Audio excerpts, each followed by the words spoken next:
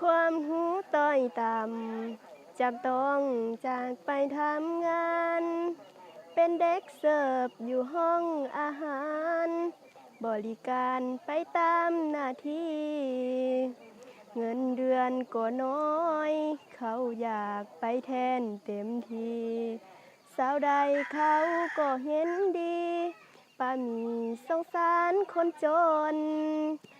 เป็นลูกกำพร้าพ่อบ่มี อายุยังได้7 ปีพี่พ่อตายป้าลูกไป อยู่กับแม่จนใหญ่ยายสาลาตาฟัง เปรียบดังลูกนกตกหัง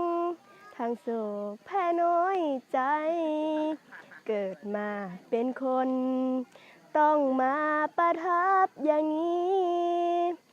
เมื่อพ่อบ่มี ยืมมือสืบไปวันเงินเดือนก็น้อยลอยกลางทะเลผู้นั้น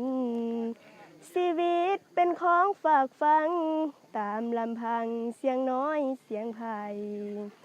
บุญคุณที่แม่เคยเลี้ยงลูกมา ลูกจะเรียนศึกษา เพราะว่าพ่อลูกบ่มี จะเป็นคนดี ลูกที่ดีของแม่ จะคอยปกป้องดูแล ที่แม่เคยเลี้ยงลูกมา แม่เอ๋ยคนอื่นเขายังมีพอ ส่วนตัวลูกเนาะอยากเห็นหน้าพ่อนำเขา จะเป็นจังใดหน้าพ่อของลูกนี่เนาะลูกอยากเห็นหน้าพ่อพี่พ่อกำเนิดลูกมา